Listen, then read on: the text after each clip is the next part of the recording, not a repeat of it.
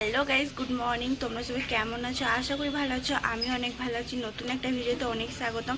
তো চলো, এখন বাজছে প্রায় 9টা। এখন থেকে ভিডিওটা স্টার্ট করলাম, আর দেখতে থাকো। তারপরে চলে এসেছিলাম এইদিকে। আর আজকে না আমার শরীরটা একটু ভালো ছিল, যেহেতু আজকে অ্যাসিডিটি হয়নি। কারণ প্রতিদিনই আমার অ্যাসিড হয়ে যায়, শরীরটা এতটাই খারাপ করে, মানে ভিডিওটাও স্টার্ট করতেও ইচ্ছে করে না। আর এদিকে আমার মানে কিছু করতে, কাজও করতেও ইচ্ছে করে না।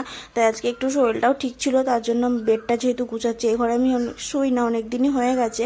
তার জন্য ধুলোও পড়ে গেছিলো, তার জন্য একটু পরিষ্কার করে নিচ্ছিলাম, যেহেতু ধুলো প্রচণ্ড। আর ধুলোতে না আমার প্রচণ্ড অ্যালার্জি আছে।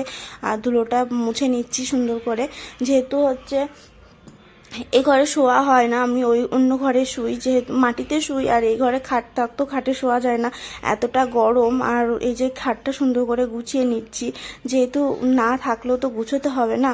আর তারপরে বড়মশাই বললো একটু আমার সঙ্গে কাজ করো না, আর একটুই কাজটা ছিল, যেহেতু আমি বলছি দাও করে দিচ্ছি।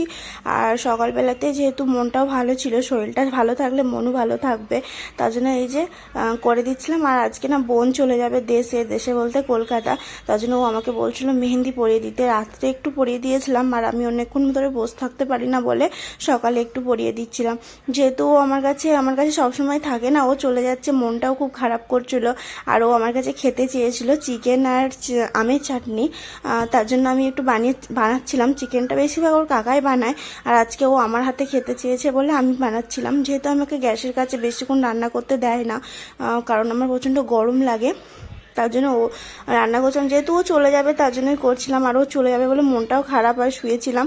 তারপর ওদেরকে স্টেশনে ছাড়তে গেছিলাম, এটা হলো বোন ওর। আর এই যে ও, আর মনটা খুব খারাপ করছিল, তার জন্য বিকেলে একা একাই ঘুরছি। আর ভিডিওটা এখানে শেষ করছি। টাটা। ভালো।